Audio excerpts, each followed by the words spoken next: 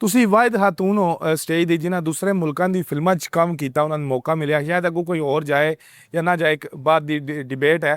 ਤੇ ਕਿੱਦਾਂ ਫੀਲ ਕਰਦੇ ਹੋ ਤੁਸੀਂ ਆਪਣੀ ਇਸ ਇੰਡਸਟਰੀ ਤੋਂ ਉੱਤੇ ਤੁਹਾਨੂੰ ਉਹ ਚੂਜ਼ ਕਿਹਨੇ ਕੀਤਾ ਔਰ ਉਹ ਰੋਲ ਤੁਹਾਡੇ ਲਈ ਕਿਸ ਨੇ ਸੁਜੈਸਟ ਕੀਤਾ ਜਿਹਦੇ ਤੁਸੀਂ 100% ਫਿਟ ਬੈਠੇ?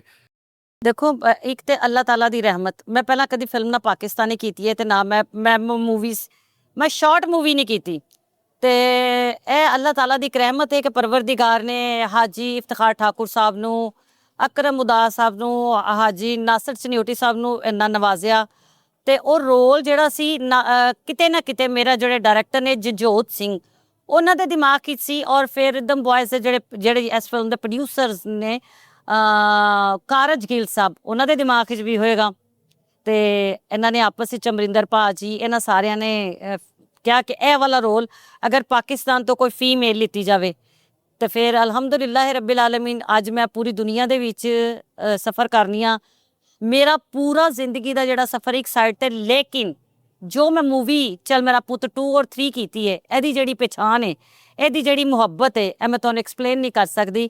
ਕਿ ਇਹ ਮੈਂ ਰੀਸੈਂਟਲੀ ਆਈ ਹਾਂ ਤੇ ਮੈਨੂੰ ਏਅਰਪੋਰਟ ਤੇ ਭਾਵੇਂ ਇੰਡੀਅਨ ਸਨ ਭਾਵੇਂ ਬੰਗਲਾਦੇਸ਼ੀ ਸਨ, ਜਿੱਥੇ ਜਿੱਥੇ ਉਰਦੂ ਤੇ ਪੰਜਾਬੀ ਸਮਝੀ ਜਾਂਦੀ ਹੈ, ਲੋਕਾਂ ਨੇ ਮੈਨੂੰ ਬਹੁਤ ਮੁਹੱਬਤ ਕੀਤੀ।